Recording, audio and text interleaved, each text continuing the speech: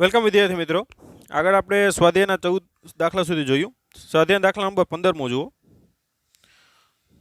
સ્વાધ્યાયના 15માં તમને કહી દીધું કે ભાઈ એ બે ગોળીય કવચ છે, લાઈક અ વોલીબોલ. ગોળીય કવચ એટલે પોલો ગોળો. એક ગોળીય કવચ છે એની ત્રિજ્યા R1 છે અને એક બીજી ગોળીય કવચ છે જેની ઉપર છે, બંનેના કેન્દ્રો એક છે અને એ ગોળીય કવચની ત્રિજ્યા કેટલી છે? R2. ઓકે. પછી તમને શું કીધું કે આ જે R2 ત્રિજ્યાવાળી ગોળીય કવચ છે એના ઉપર વિદ્યુતભાર કેપિટલ Q જેટલો છે, પ્લસ કેપિટલ Q જેટલો. ઓકે. પછી તમને શું કીધું કે ભાઈ આ જે ગોળીય કવચ છે જેનું કેન્દ્ર એક છે એ કેન્દ્ર ઉપર સ્મોલ Q જેટલો વિદ્યુતભાર મૂકવામાં આવે, સ્મોલ પ્લસ Q. ધ્યાન આપજો. તો આ ગોળીય કવચ અને આ ગોળીય કવચ બંનેની પૃષ્ઠ વિદ્યુતભારની ઘનતા એટલે કે σ1 અને σ2 મેળવો. ઓકે. તો જ્યારે આપણે આ પ્લસ Q વિદ્યુતભાર લઈ આવીએ, ધ્યાન આપજો, તો તમને ખ્યાલ છે આપણે થિયરીમાં ભણી ગયા કે આ પ્લસ Qને કારણે આ ગોળીય કવચ છે એની સપાટીની અંદર, ધ્યાન આપજો, આ બાજુ આવી રીતે શું આવશે? ઋણ વિદ્યુતભાર પ્રેરિત થાય. 3Dમાં વિચાર કરજો આવી રીતે, બરાબર. અંદરની સપાટી ઉપર કેવું વિદ્યુતભાર પેદા થશે? ઋણ. કેમ કે ધન છે એ ઋણને શું કરે? આકર્ષે. અને આ છે અહીંયા કેટલો આવશે વિદ્યુતભાર? તો કે પ્લસ Q. કેમ કે ધન વચ્ચે શું લાગશે? અપાકર્ષણ. કે જેટલો એમાં ધન હોય એટલો તો ઋણ હોય જ. હવે આ પ્લસ Q લઈ આવ્યા એને કારણે અહીંયા શું થશે? ઋણ વિદ્યુતભાર પ્રેરિત થાય અને ઉપરની સપાટી ઉપર કેટલો? તો કે ધન વિદ્યુતભાર પ્લસ Q જેટલો શું થાય? પ્રેરિત થાય. હવે આ પ્લસ Q વિદ્યુતભાર છે એને કારણે, ધ્યાન આપજો, આ ગોળાની અંદરની સપાટી ઉપર કેટલો થાય? માઇનસ Q પ્રેરિત થશે આ રીતે. ખ્યાલ આવ્યો તમને? આ પ્લસ Q ને કારણે અહીંયા શું થાય? માઇનસ Q પ્રેરિત થાય, બરાબર. અને આ પ્લસ Q છે એ શું લગાડે? આ જો આ હશે માઇનસ Q હશે, બરાબર. ધ્યાન આપજો. હવે આ પ્લસ Q છે એ આ ગોળા ઉપર રહેલો વિદ્યુતભાર પ્લસ Q ને શું કરશે? અપાકર્ષણ કરશે. એટલે આ વધારો વિદ્યુતભાર ધન વચ્ચે અપાકર્ષણ લાગશે એટલે આમાં પ્લસ Q જેટલો વિદ્યુતભાર શું થાય? એડ થાય. ધ્યાન આપજો. ખ્યાલ આવ્યો? જો આખી ચેન જોતા જાઓ, અહીં પ્લસ Q વિદ્યુતભાર તમે મૂકો તો અંદરની સપાટી ઉપર શું આવી જાય? Minus Q. અને બહારની સપાટી ઉપર શું આવી જાય? Plus Q. શા માટે? આ ધન વચ્ચે શું લાગે? અપાકર્ષણ. હવે આ પ્લસ Q છે એને કારણે અંદર શું થાય? ઋણ વિદ્યુતભાર પ્રેરિત થાય. તો એટલો જ ઉપર ધન થવાનો છે એટલે પ્લસ Q તો હતો જ, પાછો કેટલો આવશે? સ્મોલ પ્લસ Q આવશે. કેપિટલ Q તો હતો જ, પાછો આ વિદ્યુતભાર અહીંયા પ્રેરિત થયો એને કારણે પ્લસ Q જેટલો વિદ્યુતભાર અપાકર્ષણને કારણે આમાં એડ થાય. એટલે ઉપરની સપાટી પર કેટલો વિદ્યુતભાર થઈ જાય? Capital Q plus small Q. માટે હવે બંને ગોળાઓની પૃષ્ઠ વિદ્યુતભારની ઘનતા R1 ની આપણે σ1 કીધી, તો એના ઉપર રહેલો કુલ વિદ્યુતભાર એટલે કે Q ને છેદમાં એનું ક્ષેત્રફળ કેટલું થાય? તો કે 4πr1². અને મોટા ગોળાની પૃષ્ઠ વિદ્યુતભારની ઘનતા એના ઉપર રહેલો વિદ્યુતભાર કેટલો છે? તો કે capital Q plus small Q ના છેદમાં એની ક્ષેત્રફળ કેટલું થાય? તો કે 4πr2². તો આ રીતે આરામથી આપણે સ્વાધ્યાયનો દાખલા નંબર 15 કરી શકીએ. હવે એમાં ક્વેશ્ચન બી છે એ જુઓ. આ ક્વેશ્ચન એ તમને બી ક્વેશ્ચનમાં શું કીધું કે જો કવચ ગોળાકાર ન હોય, ધ્યાન આપજો, અને ગમે તેવો અનિયમિત આકારનો હોય, દાખલા કે આ ગોળાકાર ન હોય ને દાખલા કે અનિયમિત આકારનો આવી રીતે હોય, ઓકે, તો પણ બખોલની અંદર, આ બખોલવાળો સુવાહક તમારે માનવાનો છે આ રીતે કે આવી રીતે અંદર જગ્યા છે, બરાબર. ઓકે. બખોલની અંદરનું વિદ્યુત ક્ષેત્ર શૂન્ય છે તે સમજાવો. બખોલવાળો સુવાહક છે. હવે કોઈ પણ વિદ્યુતભાર તમે આમાં મૂકો તો એ માત્ર ક્યાં રહી? તો કે સપાટી ઉપર. એ બખોલવાળો સુવાહક હોય કે ઘન સુવાહક હોય, તમે કોઈ પણ વિદ્યુતભાર મૂકો તો એ ક્યાં માત્ર રહેશે? સપાટી ઉપર. તમે કેન્દ્ર ઉપર લઈ જાઓ તો વાત અલગ છે, પણ અહીંયા એ ચોખવટ કરેલી નથી. કોઈ પણ વિદ્યુતભાર મૂકો તો ક્યાં રહેશે? સપાટી ઉપર. અંદર કોઈ પણ વિદ્યુતભાર હશે નહીં, એટલે અંદર વિદ્યુત ક્ષેત્ર કેવું હશે? 0. એટલે આમ ગોળાકાર હોય કે પછી અનિયમિત આકારનો હોય બખોલ, અંદર વિદ્યુતભાર કેવો હશે? 0. અને વિદ્યુત ક્ષેત્ર પણ કેવું હશે? 0. જે ઓલરેડી આપણે થિયરીમાં પણ સમજી ગયા છે, બરાબર. તો હવે સ્વાધ્યાય દાખલા નંબર આપણો 16મો જોઈએ. આ લખી લ્યો. સ્વાધ્યાયના 16મા દાખલામાં તમને શું કીધું? એમાં એક ક્વેશ્ચન કે દર્શાવો કે સ્થિત વિદ્યુત ક્ષેત્રમાં લંબ ઘટકનું વિદ્યુત ભારિત સપાટી, ધ્યાન આપજો, વિદ્યુત ભારિત સપાટીની એક બાજુથી બાજુ સુધી છે ને વિદ્યુત ક્ષેત્ર એ અસતતપણુંનો ગુણધર્મ ધરાવે. એ આપણે મેળવવાનું છે. અને એ E2 - E1 into n caret બરાબર શું થાય? તો કે સિગ્માના છેદમાં એપ્સિલોન દ્વારા અપાય છે. ઓકે, જે આપણે મેળવશું, જે આપણે દર્શાવવાનું છે. જે n કેરેટ એટલે તે બિંદુની સપાટી એ લંબ એકમ સદિશ છે અને સિગ્મા એ વિદ્યુતભારની શું છે? પૃષ્ઠ ઘનતા છે. અને n કેરેટની દિશા છે એ બાજુ 1 થી 2 તરફ છે. ધ્યાન આપજો. તો આપણે કોઈ એક તો પહેલા એક સમતલ લઈ લઈએ. ધ્યાન આપો. આ વિદ્યુત ભારિત છે અને એના ઉપર વિદ્યુતભારની પૃષ્ઠ ઘનતા કેટલી છે? સિગ્મા. ઓકે, અને આ બાજુની જે સપાટી છે આવી રીતે રાખેલું છે. આ રીતે આ બાજુની સપાટી 1 છે અને આ બાજુની સપાટી 2 છે. વિદ્યુત ક્ષેત્ર આ બાજુ પણ હોય અને વિદ્યુત ક્ષેત્ર આ બાજુ પણ હોય. બરાબર. આ બાજુની જે દિશા છે n કેરેટ છે, આ બાજુનું શું થાય? -n કેરેટ, કેમ કે કેવી દિશા થાય? ઓપોઝિટ. ઓકે, આ બાજુનું વિદ્યુત ક્ષેત્ર આપણે E2 કહી દઈએ અને આ બાજુનું વિદ્યુત ક્ષેત્ર શું કહી દઈએ? E1. ઓકે, તો અહીંયા આ છે એ વિદ્યુત ક્ષેત્રનો કયો ઘટક છે? લંબ ઘટક છે, કેમ કે સપાટીને કેવો છે? લંબ. તો એ લંબ ઘટક છે એ અસતતપણુંનો ગુણધર્મ ધરાવે. એ આપણે મેળવવાનું છે અને સૂત્ર પણ આપણે મેળવવાનું છે.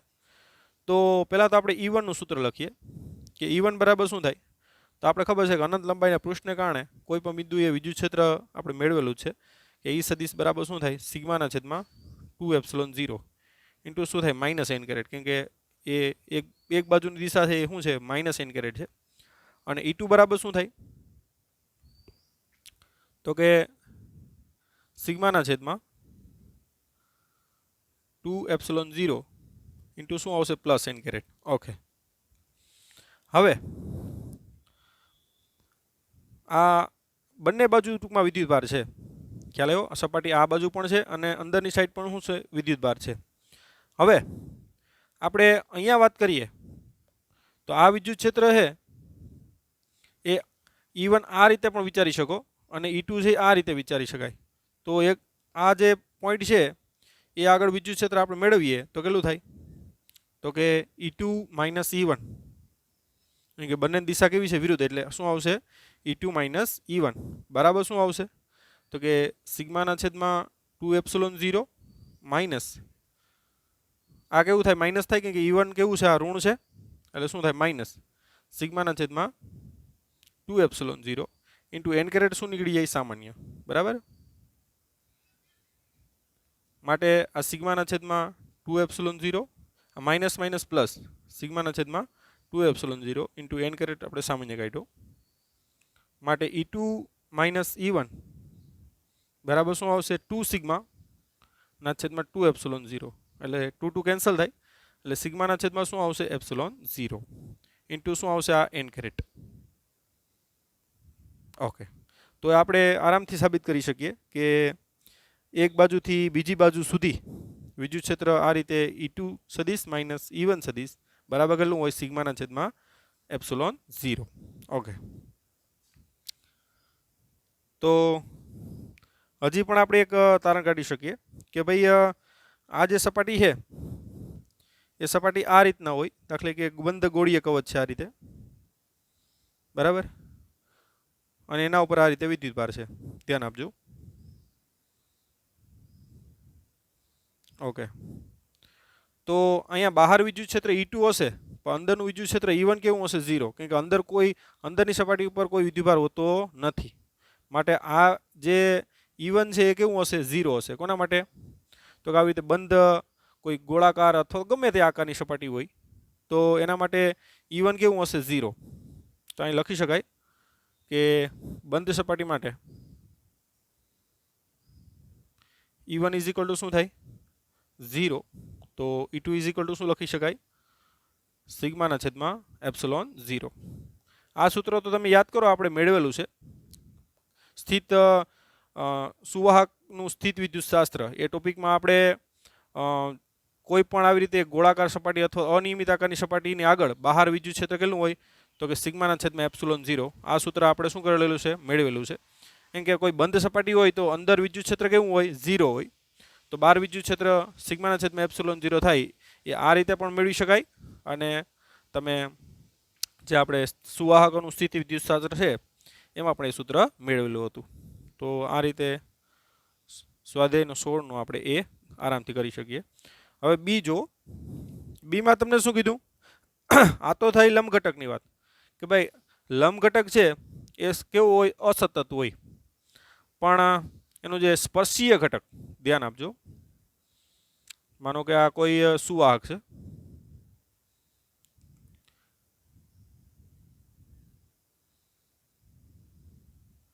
એના ઉપર આ રીતે વિદ્યુતભાર છે, તો આ વિદ્યુત ક્ષેત્રનો કયો ઘટક થાય, લંબ ઘટક. આ વિદ્યુત ક્ષેત્રનો કયો થાય, સ્પર્શીય ઘટક. ઓકે, તો આને આપણે E1 કહી દઈએ ચાલો, અને આને અત્યારે E2 કહી દો. રેડી?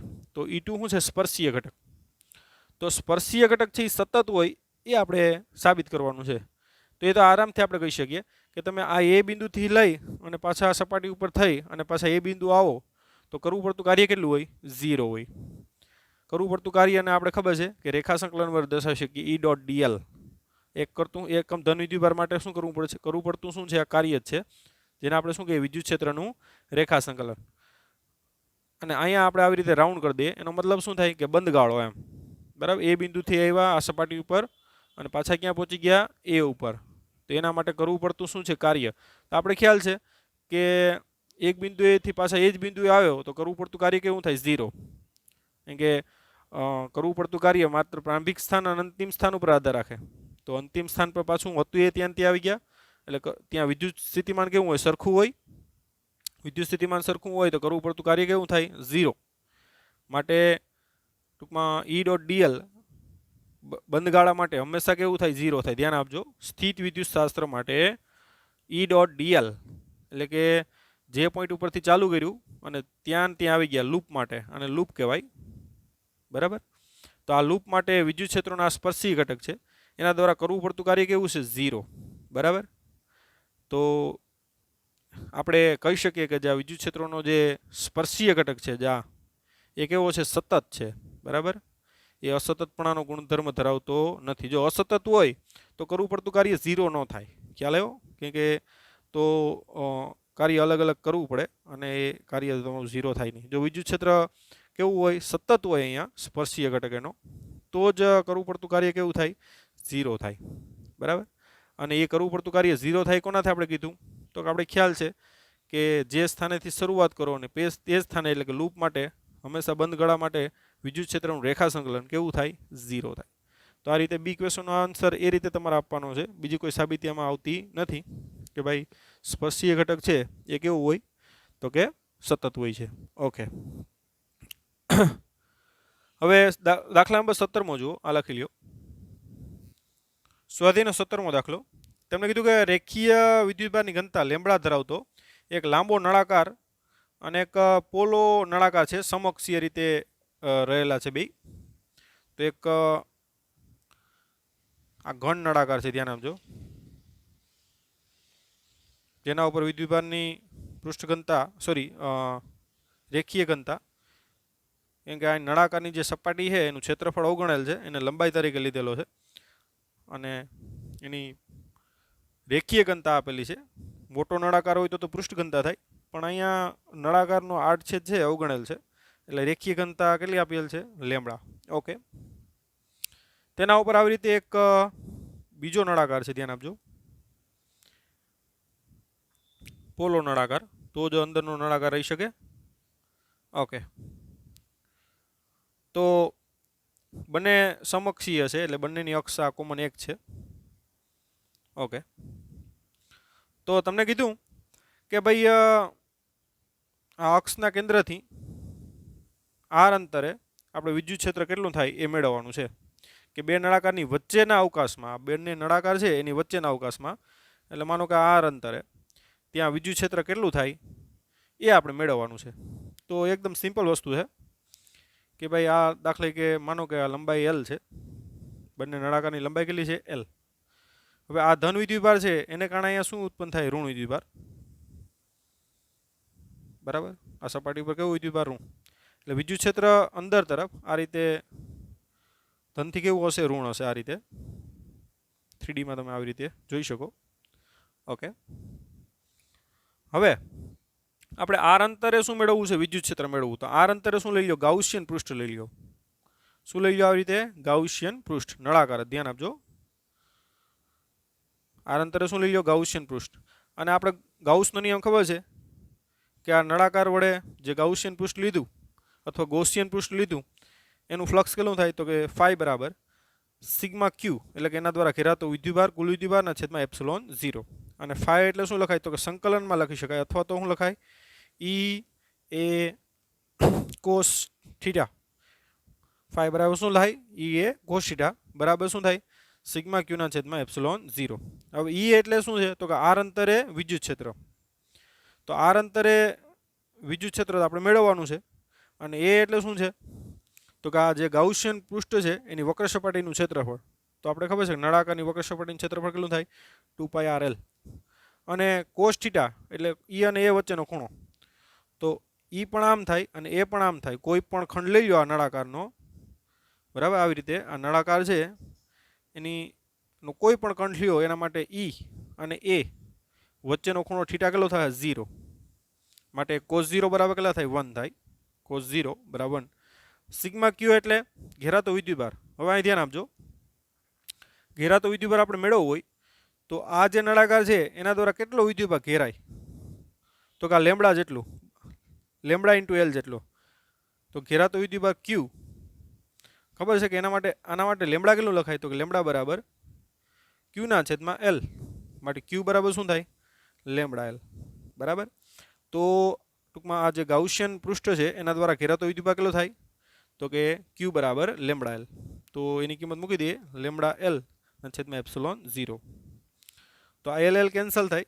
તો ઈ બરાબર શું આવશે, તો કે લેમ્બડાના છેદમાં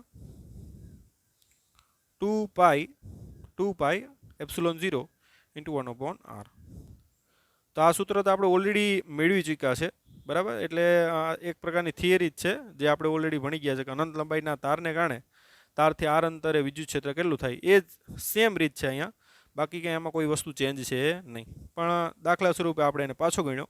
બાકી અનંત લંબાઈના તારને કારણે શું છે, વિદ્યુત ક્ષેત્ર મેળવવાનું છે, એ જ થિયરી છે, બરાબર. તો એ પણ તમે જોઈ શકો પાછી ત્યાં.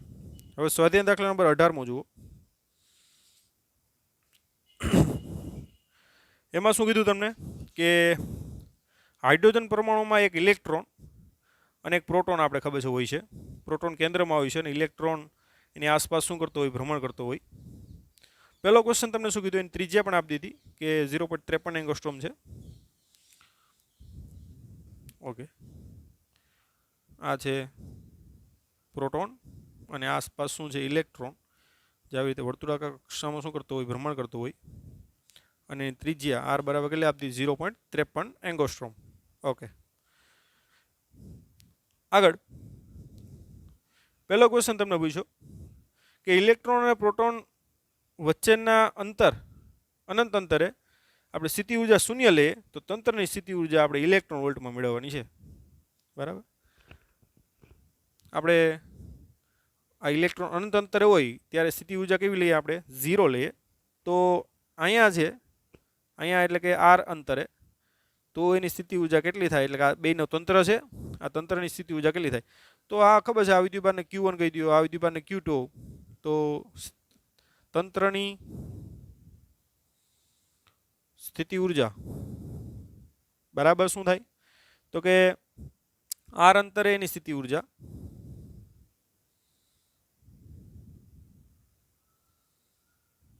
માઇનસ શું આવશે, તો કે અનંત અંતરે સ્થિતિ ઉર્જા.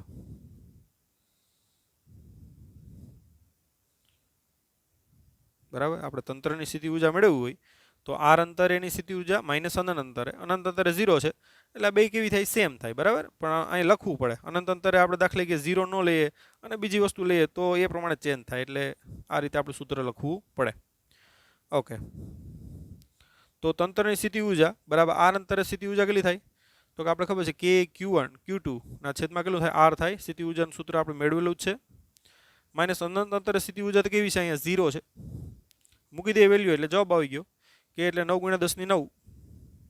Q1 એટલે પ્રોટોનનો વિદ્યુતભાર આપણે ખબર છે 1.6 × 10⁻19. Q2 એટલે ઇલેક્ટ્રોનનો વિદ્યુતભાર આપણે ખબર છે એટલો જ હોય, પણ ઋણ હોય, ધ્યાન આપજો.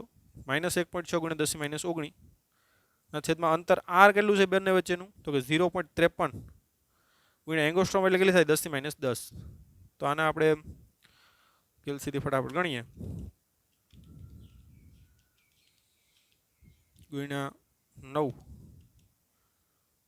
ભાગ્યા 0.53 બરાબર. તો એ આવશે 43.47 ગુણ્યા 10 ની કેટલી આવશે? તો કે 9 એટલે -10 એટલે માઇનસ કેટલી થાય? 29. -29 વત્તા 10 ઉપર આવે તો પ્લસ થઈ જાય એટલે કેટલી આવે? 29 માંથી 10 જાય તો માઇનસ કેટલી આવે? 19. ઓકે. તો આ જે ઉર્જા આવી એ જૂલમાં આવી, આ ઋણ આવશે, ધ્યાન આપજો. તંત્રની સ્થિતિ ઉર્જાને આપણે યુ કહી દઈએ. ઓકે.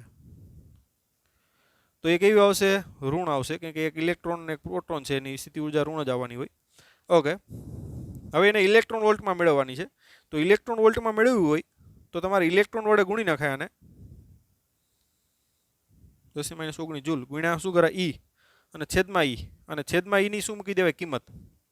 ધ્યાન આપજો, આ જૂલમાં ઉર્જા આવી. તમારે ઇલેક્ટ્રોન વોલ્ટમાં જોતી હોય તો ઇલેક્ટ્રોન વડે ગુણી નાખો અને ઇલેક્ટ્રોન વડે ભાંગી નાખો. નીચે એની કિંમત મૂકી દો વિદ્યુતભારની. તો આપણે 43.47 ભાગ્યા તમે 1.6 કરો તો એ આવશે 27.16 -27.16. આ 10⁻19 કેન્સલ થાય બરાબર. અને આ જવાબ આવશે તમારો કેમ આવશે? તો કે ઇલેક્ટ્રોન વોલ્ટ.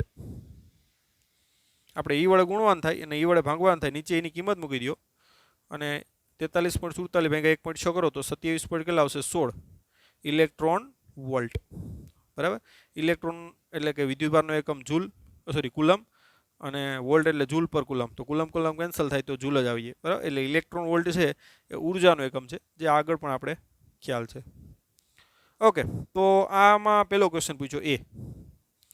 હવે એમાં બી ક્વેશ્ચન પૂછ્યો કે ઇલેક્ટ્રોનને મુક્ત કરવા માટે લઘુત્તમ આપણે કાર્ય કરવું પડે. લઘુત્તમ કાર્ય કરવું પડે એમ પૂછ્યું તમને કે ઇલેક્ટ્રોન મુક્ત કરવા માટે કેટલું લઘુત્તમ કાર્ય કરવું પડે? તો જેટલી એની કુલ ઉર્જા હોય એટલું લઘુત્તમ કાર્ય કરવું પડે. કે અહીંયા ધ્યાન આપજો, કુલ ઉર્જા એટલે શું? તો આપણે ખ્યાલ જ છે કે અહીંયા છે ઇલેક્ટ્રોનના સ્થાનને કારણે શું છે? સ્થિતિ ઉર્જા. અને ઇલેક્ટ્રોન છે એ ભ્રમણ કરતો હોય તો એને કારણે શું હોય? ગતિ ઉર્જા. તો કુલ ઉર્જા બરાબર શું થાય? જેને આપણે યાંત્રિક ઉર્જા કહીએ. યાંત્રિક ઉર્જા એટલે કે કુલ ઉર્જા બરાબર શું થાય? સ્થિતિ ઉર્જા વત્તા ગતિ ઉર્જા. તો જેટલી એની કુલ ઉર્જા હોય ને એટલી ઉર્જા એને આપો તો ઇલેક્ટ્રોન શું થાય? ત્યાંથી મુક્ત થાય. એટલે ઇલેક્ટ્રોનને મુક્ત કરવા માટે કેટલી ઉર્જા આપવી પડશે? તો કે કુલ ઉર્જા જેટલી. આપણી પાસે સ્થિતિ ઉર્જા તો છે, કેટલી આવી? તો કે -27.16 ઇલેક્ટ્રોન વોલ્ટ. પણ આપણી પાસે ગતિ ઉર્જા છે નહીં બરાબર. તમને શું કીધું ક્વેશ્ચનમાં કે ઇલેક્ટ્રોનને મુક્ત કરવા માટે કેટલું લઘુત્તમ કાર્ય કરવું પડે? તો કેટલું કાર્ય કરવું પડે? તો કે કુલ ઉર્જા જેટલી હોય ને એટલી એને ઉર્જા આપો તો ઇલેક્ટ્રોન ત્યાંથી શું થાય? મુક્ત થાય. તો કુલ ઉર્જા માટે સ્થિતિ ઉર્જા છે પણ ગતિ ઉર્જા આપણી પાસે નથી. પણ ગતિ ઉર્જા માટે તમને આપી દીધું કે તેની કક્ષાની ગતિ ઉર્જા છે ને એ એમાં મેળવેલી સ્થિતિ ઉર્જા કરતાં કેવી હોય? અડધી હોય. તો ટૂંકમાં ગતિ ઉર્જા આપણે ડાયરેક્ટ મેળવી દઈએ કે ગતિ ઉર્જા બરાબર શું થાય? તો કે U/2. ધ્યાન આપજો, ગતિ ઉર્જા હંમેશા ધન હોય, ધ્યાન આપજો. એટલે કે બરાબર શું થાય? U/2 એટલે કે 27.16 ભાગ્યા 2. જો આ દાખલો છે ચેપ્ટર નંબર આપણે જે પરમાણુ ભણશું ત્યારે ઓલરેડી આ દાખલો છે એ આરામથી તમારી પાસે સોલ્વ થવાનો, કેમ કે આ ચેપ્ટર નંબર 5નો દાખલો છે આમ જોઈએ તો. પણ અત્યારે કરી શકીએ એવું બધી કંઈ ખાસ નથી, પણ ઓલ ઓવર આની અન્ડરસ્ટેન્ડિંગ છે એ ચેપ્ટર 5માં છે, ત્યારે તમે એને આરામથી કરી શકશો. તો અત્યારે જેટલું આવડે એટલું તમે કરી શકો બરાબર. બાકી તો ચેપ્ટર નંબર 5માં આવવાનું છે અને પ્રોપર અન્ડરસ્ટેન્ડિંગ સાથે. તો ગતિ ઉર્જા આવશે એ 13.58 ઇલેક્ટ્રોન વોલ્ટ. ગતિ ઉર્જા હંમેશા ધન હશે બરાબર, કે ગતિ ઉર્જા ક્યારે ઋણ હોય નહીં, જે આપણે ખ્યાલ છે.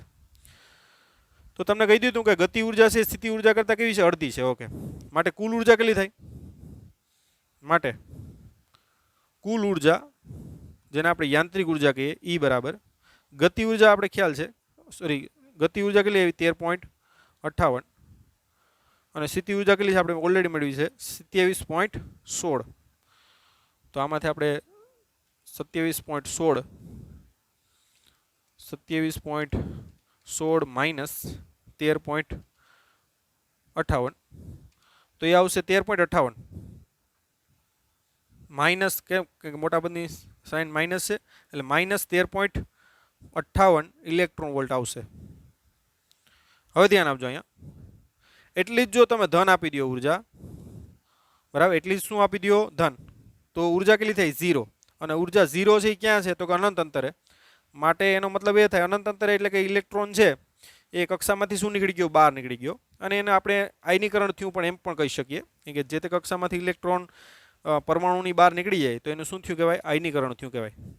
તો આ ઇલેક્ટ્રોન ટૂંકમાં આ કક્ષામાં ભ્રમણ કરે ને આ કક્ષામાં શું કરે ભ્રમણ કરે તો એની ઉર્જા કેટલી છે માઇનસ 13.58 ઇલેક્ટ્રોન વોલ્ટ છે.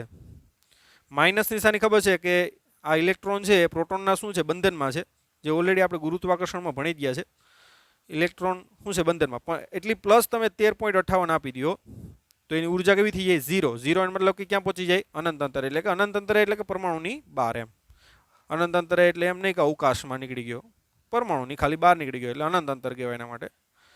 તો આ રીતે પ્લસ 13.6 જેટલી લઘુત્તમ ઉર્જા આપવી પડે પ્લસ 13.58 ઇલેક્ટ્રોન વોલ્ટ.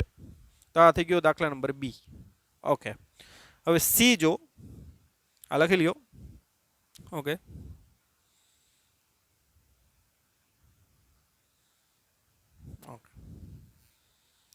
હવે સી જો તમે સીમાં શું કીધું કે બંને વચ્ચેનું અંતર બંને વચ્ચે એટલે કે પ્રોટોન અને આ ખબર છે કે ઇલેક્ટ્રોન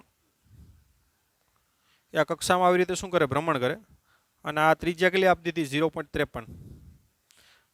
હવે અનંત અંતરને બદલે ધ્યાન આપજો ઇલેક્ટ્રોન અહીંયા હોય દાખલા કે R1 બરાબર કેટલા તો કે 1.06 એંગોસ્ટ્રોમ ત્યાં સ્થિતિ ઉર્જા આપણે 0 લઈ લઈએ ધ્યાન આપજો અનંત અંતરે 0 નહીં પણ હવે ક્યાં આપણે 0 લીધી તો કે 1.06 એંગોસ્ટ્રોમ અંતરે સ્થિતિ ઉર્જા શૂન્ય લેવામાં આવે તો એ અને બી ના જવાબમાં શું ફેર પડે એમ બરાબર કેમ કે આપણે એનો જવાબ છે એમાં શું કીધું તો આપણે કે અનંત અંતરે સ્થિતિ ઉર્જા હોય તો તંત્રની સ્થિતિ ઉર્જા કેટલી એનો મતલબ કે 1.06 અંતરે તમે સ્થિતિ ઉર્જા શૂન્ય લ્યો તો તંત્રની સ્થિતિ ઉર્જા કેટલી તો આપણે ખ્યાલ છે સૂત્ર કે તંત્રની સ્થિતિ ઉર્જા બરાબર આર અંતરે સ્થિતિ ઉર્જા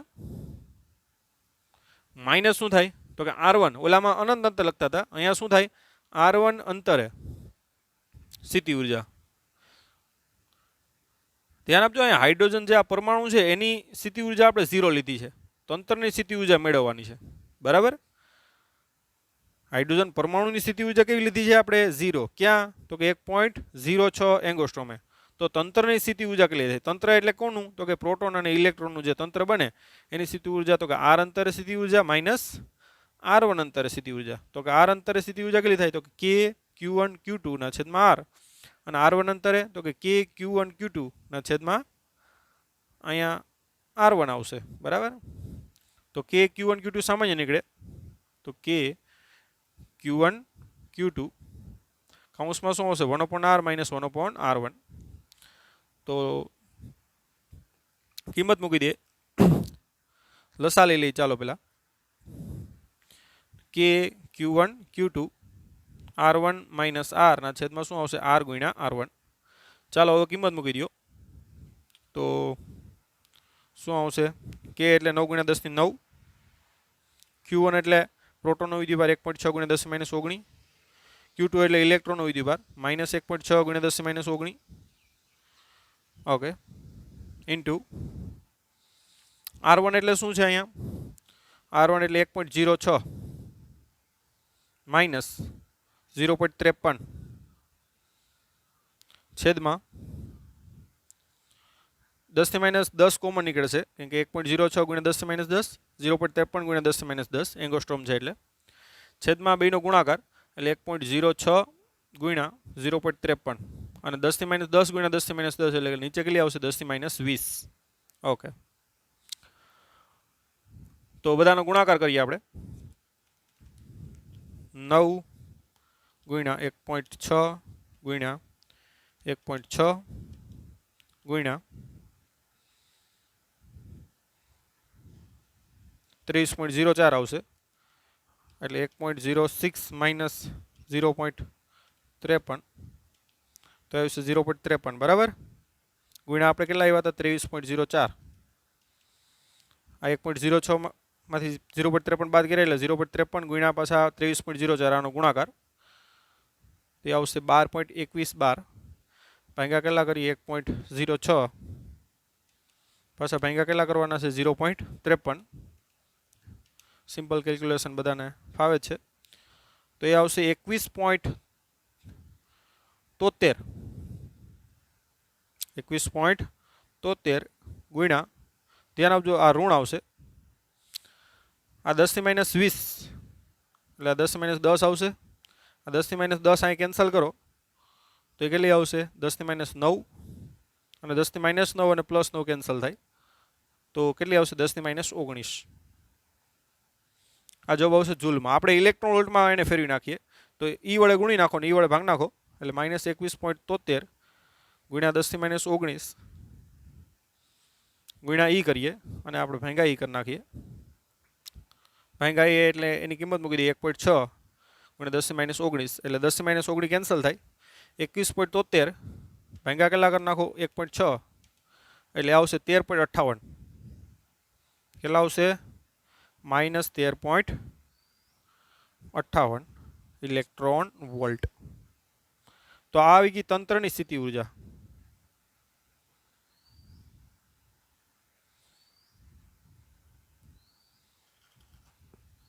તંત્રની સ્થિતિ ઉર્જા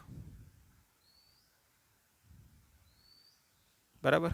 ઓકે, તો આપણે પહેલામાં તંત્રની સ્થિતિ ઉર્જા કેટલી આવી હતી તો કે 27.16 જેવી આવી હતી અને અહીંયા કેટલી આવશે -13.58 કે ત્યાં અનંત અંતરે સ્થિતિ ઉર્જા સમજાય હતા 0 અને અહીંયા કેટલા તો કે 1.06 એંગસ્ટ્રોમે સ્થિતિ ઉર્જા શૂન્ય સમજાય છે. આવી રીતે સ્થિતિ ઉર્જા ક્યાં શૂન્ય લેવામાં આવે એના ઉપર પણ આધાર રાખશે બરાબર. તો એ આપણે જવાબ છે એમાં આ રીતના શું આવશે ફરક આવશે બરાબર. ઓકે, હવે સ્વાધ્યાય દાખલા નંબર 19મો જુઓ. સ્વાધ્યાય દાખલા નંબર 19મો તમને કીધું કે હાઇડ્રોજનનો અણુ છે જેમાં 2 હાઇડ્રોજનના પરમાણુ હોય. આપણે ખબર છે કે હાઇડ્રોજનનો પરમાણુ છે એમાં એક પ્રોટોન હોય અને એક ઇલેક્ટ્રોન હોય પણ H2 થાય એટલે એમાં 2 પ્રોટોન આવશે અને 2 ઇલેક્ટ્રોન આવશે. H2 માં શું હોય 2 પ્રોટોન અને 2 ઇલેક્ટ્રોન પણ એક ઇલેક્ટ્રોન ગુમાવે એટલે આણ્વીય હાઇડ્રોજન બોલીએ એને.